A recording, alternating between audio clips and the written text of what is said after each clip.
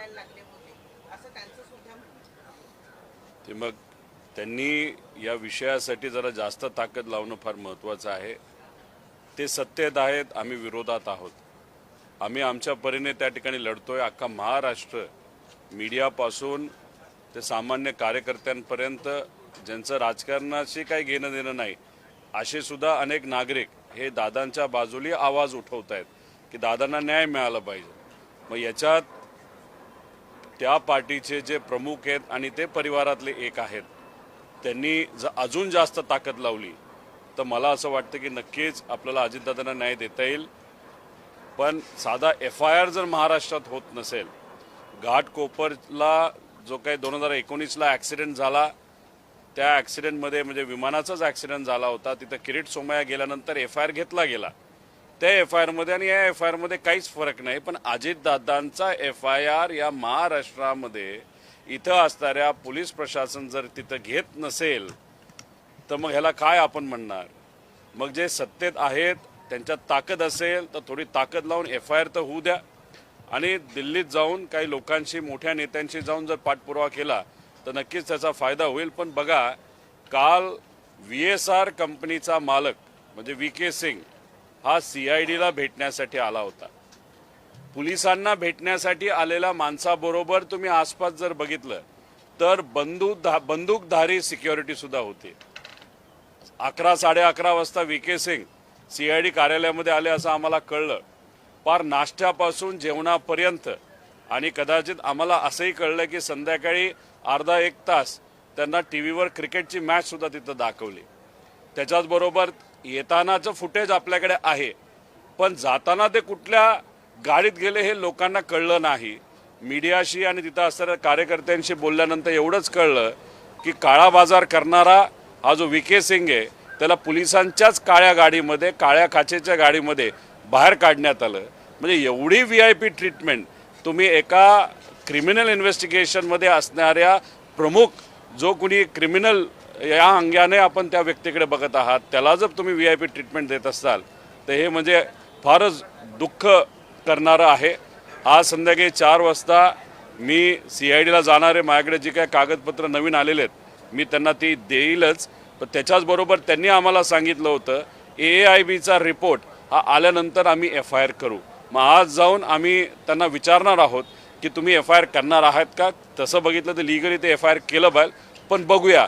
त्यामुळे सत्तेत असणारे, दादांबरोबर काम करणारे, दादांच्या फार जवळचे असणाऱ्या सर्व लोकांना मला एवढं सांगायचं, तुम्ही सत्तेत असताना सुद्धा इन्व्हेस्टिगेशन ज्या दिशेने जायला पाहिजे, ज्या ताकदीने इन्व्हेस्टिगेशन व्हायला पाहिजे, पारदर्शक पद्धतीने व्हायला पाहिजे, FIR त्या ठिकाणी घेतला गेला पाहिजे। दुर्दैवाने त्या गोष्टी होत नाहीत। याच्यावरनंच समजून घ्या सत्तेत असून सुद्धा काही प्रमाणात तुम्हाला अजितदादांना न्याय देता येत नाही। त्यामुळे कृपा करून तुमचीही ताकद, तुमच्या सत्तेचा वापर करून कुठंतरी या इन्व्हेस्टिगेशनला दिशा देण्यासाठी प्रामाणिकपणे प्रयत्न करा, एवढीच विनंती त्या लोकांना मी त्या ठिकाणी करतो।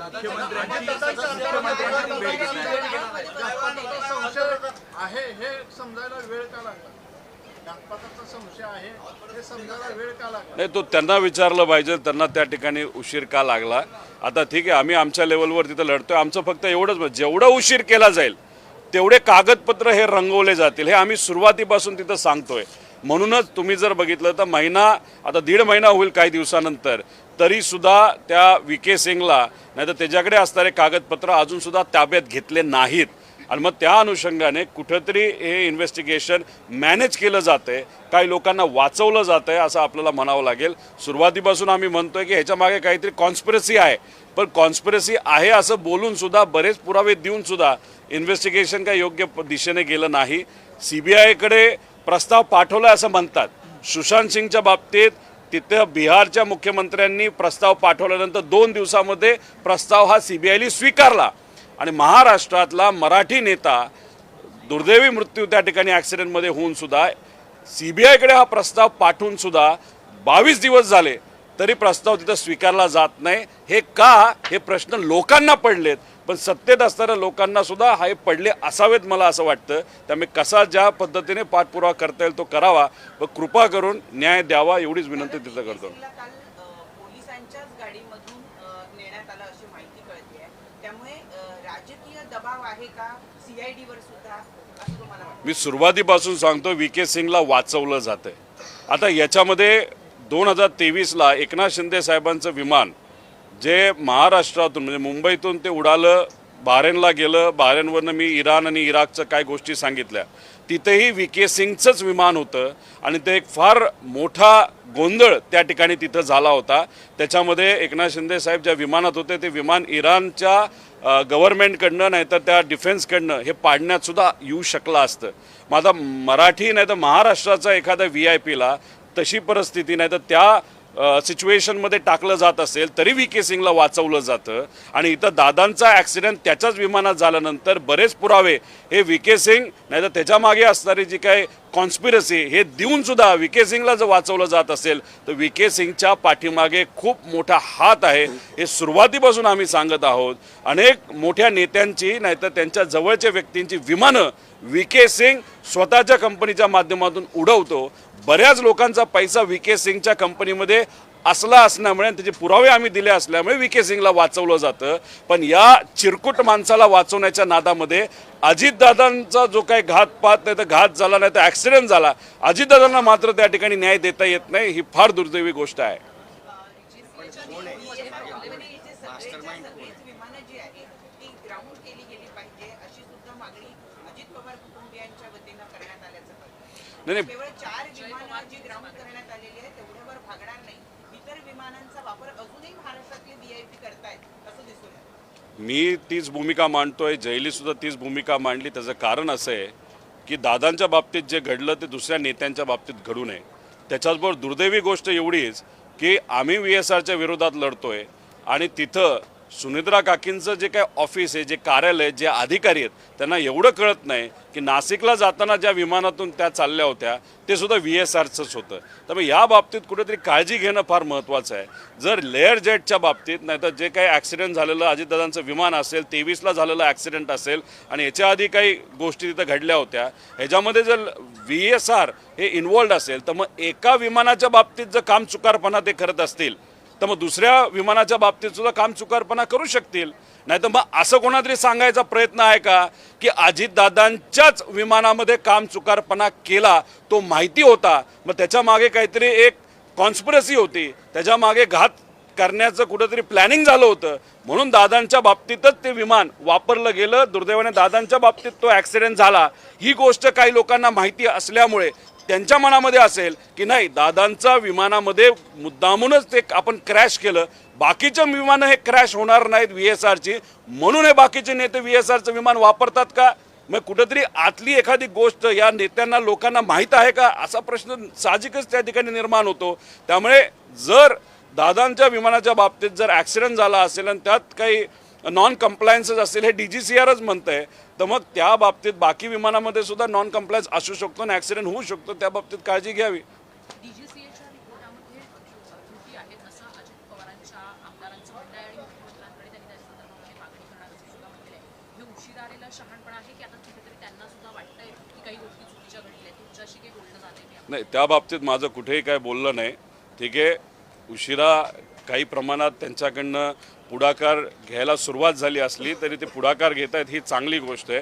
कारण का या लढ्यामध्ये एक विरोधात असणारा आमदार नाही तर एक पार्टी ज्याच्यामध्ये आम्हाला सुप्रियाताईंची मदत आहे, आमच्या पार्टीची मदत आहे, कार्यकर्त्यांची आहे, सगळ्यात महत्त्वाचं मीडियाची मदत या अजितदादांना न्याय देण्यासाठी खूप मोठ्या प्रमाणात आणि महाराष्ट्रातले लोक सोशल मीडियावर त्या ठिकाणी लिहित आहेत. तर नेते जे सत्तेत आहेत त्यांनी सुद्धा जर मदत केली तर नक्कीच त्याचा फायदा होईल. उशिरा का काय तो त्यांचा विषय, पण आता तरी मदत करून FIR होणं, FIR का व्हावं कारण का त्या दिशेने आपल्याला ते इन्व्हेस्टिगेशन तिथं नेता येईल, काही डॉक्युमेंट्स आपल्याला मिळतील आणि त्या डॉक्युमेंटचा अभ्यास करून नक्कीच काय खरं घडलं हे आपल्याला तिथं कळू शकतं. रोहित पवारजी, खरं तर अजित पवारांचा हा विमान अपघात जरी असला तरी काही लोकांकडनं असा संशय व्यक्त केला जातोय की हा सुनियोजित मर्डर आहे. या सगळ्या संदर्भात सातत्यानं वाच्यता पण होते. स्वतः पवार कुटुंबीय अर्थातच सुनेत्रा पवार, पार्थ पवार यांच्याकडनं देखील या विमान अपघाताच्या संदर्भात शंका उपस्थित केलेली आहे. मी हेच म्हणतोय, आता बघा की अजितदादा कुठल्या कंपनीच्या विमानात गेले? VSR. आता VSR कंपनीच्या विमानात दादा गेल्यानंतर तरीसुद्धा दुसरे VSRची विमानं बाकीचे नेते आणि मोठे मोठे व्यावसायिक त्या ठिकाणी वापरत असतील तर मग कुठंतरी आपल्याला हेच म्हणावं लागेल की कदाचित काही लोकांना माहिती असावं की दादांचं जे विमान होतं त्याच्यामध्ये मुद्दामूनच काहीतरी घोळ केला होता आणि त्याचा तिथं ॲक्सिडेंट झाला आणि बाकीची विमानामध्ये घोळ नाही ते आपण वापरू शकतो. मग काही लोकांना हे माहिती आहे का की दादांचं विमान हे खराब होतं आणि मुद्दामून त्यांना दिलं आणि मुद्दामून त्या ठिकाणी त्याचा ॲक्सिडेंट केला. मग आम्ही त्याच अँगलनी बोलतोय की टेक्निकल इन्व्हेस्टिगेशन AAIB करते, पण ते सुद्धा त्यांच्या अधिकाऱ्यांना वाचवण्याचा प्रयत्न करते आणि VSRला.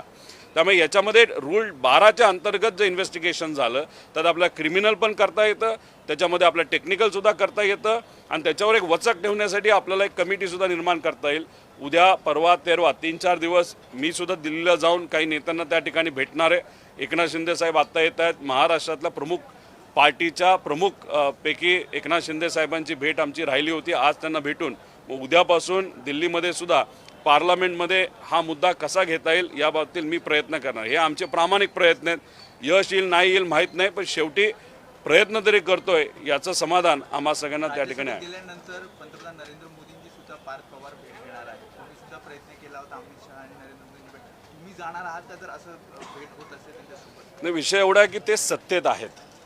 खासदार न होता सुद्धा ते आधी भेटू शकले असतील, नाही तर भेटले सुद्धा होते. त्यावेळेस कुठंतरी ताकदीने पाठपुरावा करणं हे महत्त्वाचं होतं. कदाचित त्या बैठकीमध्ये चर्चासुद्धा झाली असावी असं आपल्याला म्हणावं लागेल. त्यामुळे खासदार होण्यासाठीच थांबणं हे योग्य नाही. पहिलं मिशन हे असावं की दादांना आपल्याला न्याय मिळावा आणि त्यानंतर पूर्ण राजकारण. त्यामुळे या अधिवेशनामध्ये सुद्धा अनेक मुद्दे हे खरं तर मला सुद्धा मांडायचे आहेत, पण विषय एवढाच आहे की जर आत्ता अजितदादांना आणि त्या ॲक्सिडेंटमध्ये खरं काय घडलं हे बाहेर येण्यासाठी मी तिथं प्रयत्न करतो. त्यामुळे याच मुद्द्यावर गेले काही महिने आणि पुढचे काही महिने त्याच्यावर त्या ठिकाणी लढून काय खरं घडलं हे लोकांसमोर कसं येईल यासाठी आम्ही प्रयत्न करतो.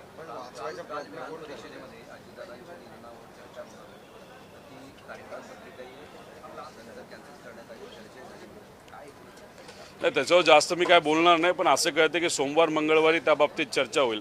पण तरी सुद्धा जर पुढच्या आठवड्यात ती चर्चा झाली नाही पण मग ते दुर्दैवी गोष्ट आहे असं आपल्याला म्हणावं लागेल. दादा, पण यामागे मास्टर माइंड कोण आहे? वारंवार संशय व्यक्त केला जातोय, पण कोण आहे नेमकं याच्या मागे? कुठंतरी आम्ही जी काय माहिती गोळा केलेली आहे, जी काय माहिती आमच्याकडे आलेली आहे त्याच्यामध्ये आपण जर बघितलं तर एवढी मोठी ताकद VSRला आणि DGCAच्या काही अधिकाऱ्यांना आणि काही इतर लोकांना वाचवण्याचा प्रयत्न त्या ठिकाणी केला जातोय. त्याचा अर्थ आपण ज्या दिशेने चाललेलो आहे ती योग्य दिशा आहे.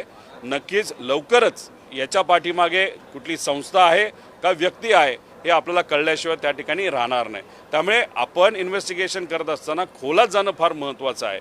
त्यामुळे पूर्वी काय गोष्टी घडल्या होत्या, आत्ता काय घडल्यात, एकनाथ शिंदे साहेबांचंच विमान बिना परवानगीचं इराणमध्ये का गेलं, त्यांना तिथं कशाला एक त्या डिफेन्सली काय इन्स्ट्रक्शन दिल्या होत्या याचंही इन्व्हेस्टिगेशन होणं महत्त्वाचं आहे. कारण एकनाथ शिंदे साहेब त्यावेळेस मुख्यमंत्री महाराष्ट्राचे होते, मराठी माणूस, आणि दादांच्या बाबतीत सुद्धा त्याच कंपनीच्या माध्यमातून ही घटना घडते. त्यामुळे या दोन्ही घटनेला कुठं काही लिंकिंग आहे का? त्यामुळे क्रिमिनल इन्व्हेस्टिगेशन करत असताना वेगळे अँगल त्याच्यामध्ये घेणं महत्त्वाचं आहे. पण दुर्दैव असं क्रिमिनल इन्व्हेस्टिगेशन अजूनपर्यंत सुरू झाली नाही. पण तुम्ही आणि आपण सर्वजण जो लढा लढतोय त्याचे जे प्रेशर येतं आहे म्हणून VK सिंगला कुठेतरी बोलावलं जातं. पण दुर्दैव असं VK सिंगला बोलून VIP ट्रीटमेंट दिली जाते. पोलीस स्टेशनला प्रायव्हेट सिक्युरिटीचे लोक बंदूक घेऊन त्या ठिकाणी आत जातात. याच्यामध्ये म्हणजे CIDची पण किंमत राहिली का असा प्रश्न पडायला लागला.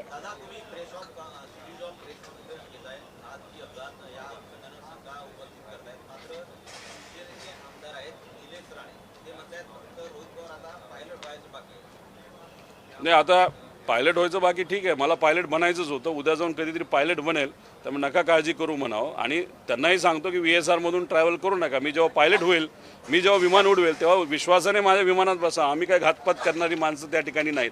पण त्यांनाच एक सांगायचं आहे की घातपात करणाऱ्या लोकांपासून त्यांनी तरी त्या ठिकाणी सांभाळून राहावं एवढं त्या ठिकाणी सांगतो. सर, कल VK सिंह की इंक्वायरी हुई CID द्वारा और आप दोहरा रहे हो कि उनको किसी तरह की VIP ट्रीटमेंट दी गई, क्या उन्हें स्पेशल ट्रीटमेंट दी? देखो VK सिंह सुबह 11 साढ़े 11 बजे CID के जो मुख्यालय पुणे में है वहाँ पे वो आए थे.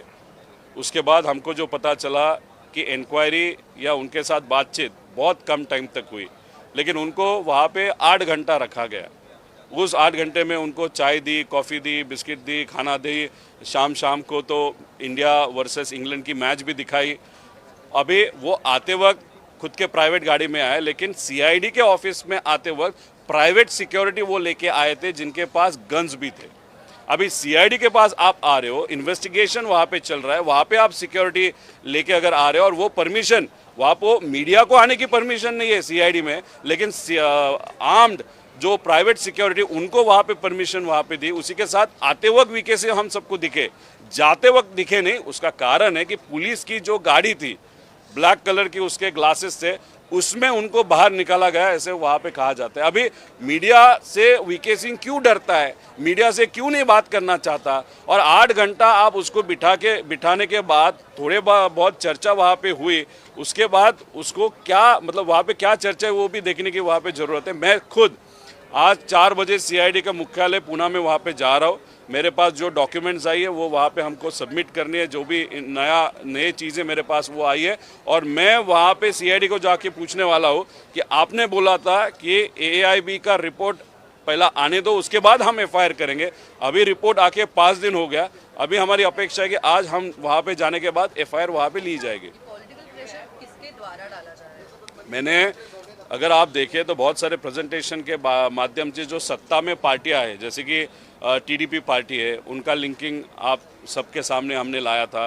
बीजेपी के कुछ इंडस्ट्रियलिस्ट है, उनका लिंकिंग लाया था। कुछ एमएलएज एमपी से है, बहुत पैसे वाले बीजेपी के एमएलए, उनका वहाँ पे लिंकिंग लाया था। उसी के साथ कोलकाता के जो खोखला कंपनियां हैं, जो जिसको खोखा कंपनी बोलते हैं, उसके माध्यम से 850 करोड़ कैसे लाए और वो 850 करोड़ से 80 करोड़ वीएसआर में कैसे गए, वो भी प्रूफ हमने वहाँ पे दिया। मतलब यहाँ पे बहुत बड़ा पैसा और बहुत बड़ी पावर ये वीएसआर कंपनी के पीछे है, और इसके पीछे ये जो लोग हैं वो शायद प्रेशर ला रहे कि अजीत दादा को वहाँ पे न्याय न दिया जाए या इन्वेस्टिगेशन प्रॉपर्ली नहीं किया जाए, वीएसआर को बचाया जाए, जिसके कारण ये जो नेता है वो बचेंगे, और दूसरी बात जिनका पैसा इस कंपनी में वो भी बचेगा। मतलब पैसे को ज़्यादा महत्व वहाँ पे दिया जा रहा है, क्रिमिनल एंगल से कोई भी इन्वेस्टिगेशन वहाँ पे नहीं हो रही। और उसी के साथ मैं आपको यही बता रहा हूँ कि वीएसआर ये जो कंपनी इतनी खराब कंपनी है कि महाराष्ट्र का अगर उदाहरण दे, वो भी पॉलिटिकल उदाहरण दे, तो 2023 में एकनाथ शिंदे साहब जब ट्रैवल कर रहे थे टूवर्ड दावोस, तो बहरीन में उनका प्लेन रिफ्यूलिंग के लिए रुका था। उसके बाद ईरान में जब गया तब ईरान के डिफेंस के लोगों ने उनको वहाँ पे इंस्ट्रक्शंस दिए थे, अगर आप 5 मिनट में वापस नहीं गए तो हमको शूट डाउन करना पड़ेगा प्लेन। मतलब वीएसआर तब भी था, एकनाथ शिंदे तब मुख्यमंत्री थे, महाराष्ट्र के बहुत बड़े नेता थे, और फिर आज दादा के साथ जो हुआ वो भी बड़े नेता थे, उप मुख्यमंत्री थे। अभी वीएसआर दोनों में कॉमन है, वीके सिंह दोनों में कॉमन है। वीके सिंह का और बड़े बड़े नेता और बिजनेसमैन का रिलेशन हमने आप सबके सामने, लोगों के सामने वहाँ पे लाया। तो कोई ना कोई तो भी इस कॉन्स्पिरेसी के पीछे है। दादा के बारे में तो कॉन्स्पिरेसी है, हम तो बोल ही रहे, लेकिन एकनाथ शिंदे साहब के पीछे भी कि कॉन्स्पिरेसी थी क्या, वो रिसर्च या इन्वेस्टिगेशन करने की बात है।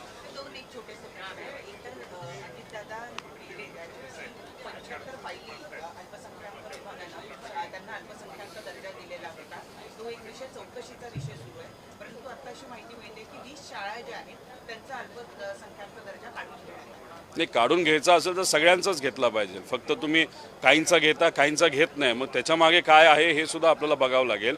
आणि सुनित्रा काकींनी जर सांगितलं असेल की नाही ह्यात इन्व्हेस्टिगेशन झालं पाहिजे, तर इन्व्हेस्टिगेशन होऊच तर मग ही फाईल तशीच ठेवणं महत्त्वाचं आहे। त्यात सिलेक्टिव्ह जर काही केलं असेल तर ते सुद्धा कुठेतरी बघण्याची जरूरत आहे।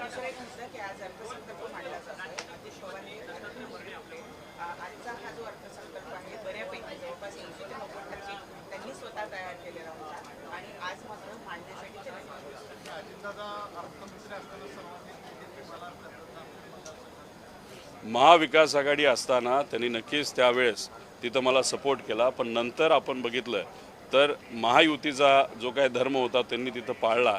त्यानंतर मला त्यांनी निधी दिला नाही, पण जेव्हा केव्हा आम्ही त्यांना भेटायचो, काही अडचण असेल तर ती अडचण सोडवण्यासाठी प्रामाणिक प्रयत्न त्या ठिकाणी करायचे। राहिला प्रश्न बजेट मांडण्याचा, अजून 2 वेळा जर बजेट दादांनी तिथं मांडलं असतं तर या महाराष्ट्रामध्ये सगळ्यात जास्त वेळा बजेट मांडणारा कोण नेता होता तर अजितदादांचं नाव त्याच्यामध्ये घेतलं गेलं असतं।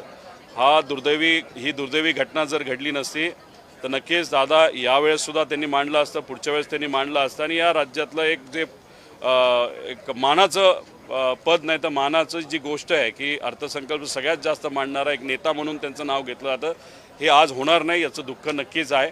आणि दादा मांडत असताना फायनान्शियली सुद्धा ते फार स्ट्रिक्ट असायचे की राज्याला कुठं अडचण आली नाही पाहिजे, उगाच एखादी योजना आणायची म्हणून आणणं हे योग्य नाही, त्याच्यामागे जर प्रोव्हिजन असेल तरच ती योजना आणणं तिथं महत्त्वाचं आहे. त्यामुळे कुठंतरी एक शिस्त असायची.